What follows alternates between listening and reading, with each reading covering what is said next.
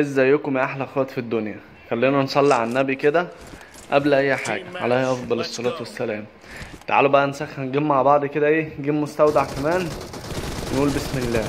ده فيكتور خد هيد شوت على طول في دماغه.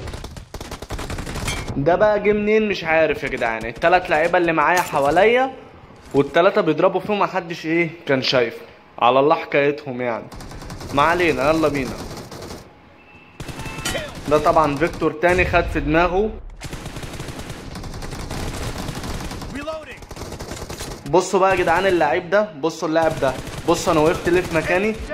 لما ضربت عليه من الشمال انا سامعه وعارف ان هيطلع من اليمين من هنا، فانا اديته تبييكه وقمت شايله. حتى انتم ملاحظين ان انا ثبت في مكاني ما اتحركتش. وهنا الخنزير ده لسه بديله طلقه قام هو رادد عليا بواحده نت في وشي، صدعتني. تعال انت كده يا معلم، ابلع يلا. تحسوا ان العيال سهتانه يا جدعان كده.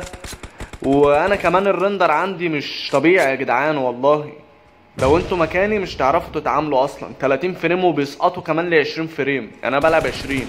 بصوا الثلاثه دول بقى، يلا يا معلم ودي ودي ودي ودي. دبلتهم التلاته في مخزن واحد، وكنابير تحسوا كده واقفين ورا بعض. تعالى يا فيكتور الكلب، ابلع.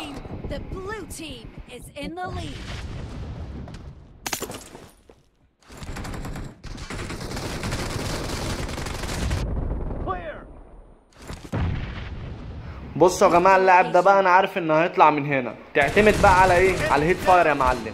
الاقوى من التاني يشيل، بس انا شلته يعني.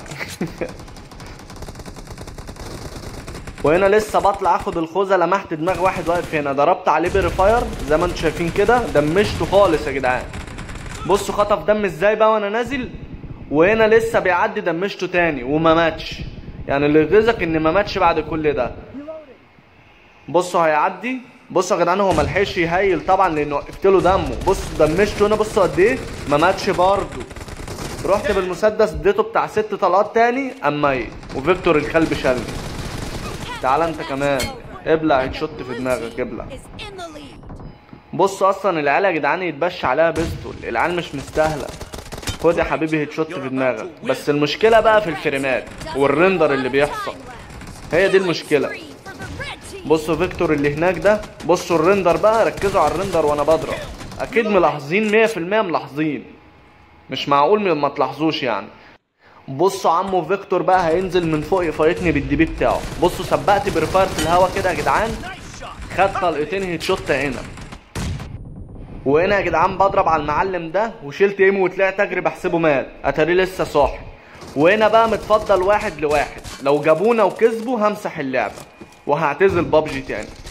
وبصوا اللي معايا في التيم التاني واقف بيضرب فيه وهو واقف مستسلم، ولا كأن في حاجه بتحصل. يا ساتر على دي لعيبه، شويه خنازير والسلام.